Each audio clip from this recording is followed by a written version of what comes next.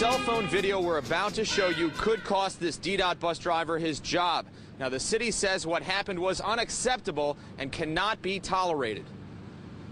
While most bus drivers know to keep their hands on the wheel, this guy can't keep his hands to himself. The curves he's feeling aren't the ones on the road. It's horrible. It's absolutely irresponsible. It was a level of shock. We realized that this was about as bad as it gets. Someone shot this cell phone video Sunday as they watched this driver in dismay. The passenger so shocked at the disregard for safety, afterwards he took it straight to DDOT. We reacted very quickly. We made sure that the mayor was aware. And he wasn't amused. Clear as day, the woman is partially sitting on the driver's lap, occasionally swigging her soda.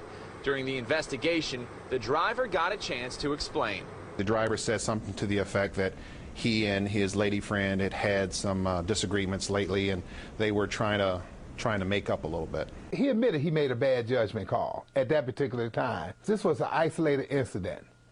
He is a good operator. He's not a person who gets in trouble. He needs his job, and he loves what he does every day.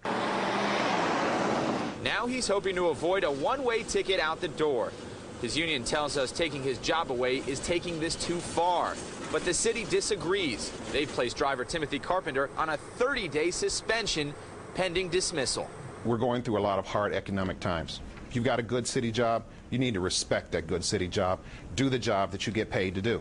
If you don't, Mayor Bing has made it very clear, you will lose that job, and we will give one of the deserving people out here who need that job, we'll give it to them. But it shouldn't cost you your whole livelihood.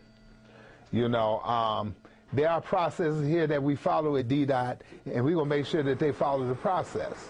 There's probably not a transportation worker in this country that hasn't made a judgment call that might not have been right at that particular time. The union president tells me he hopes that the city will reconsider, especially considering the fact no one was injured in any of this, but obviously a lot more to come. Monica? Well, thankfully nobody was injured. Does the driver himself have anything to say about this tonight? He was not talking tonight. Instead, he decided to let the union president speak on his behalf. He is hoping that somehow through all of this, perhaps he can get away with discipline, but that does not include termination. Obviously, the city feels differently at this point. So for now, he's on that 30-day suspension. All right, thanks, exactly. Simon. Gotta go.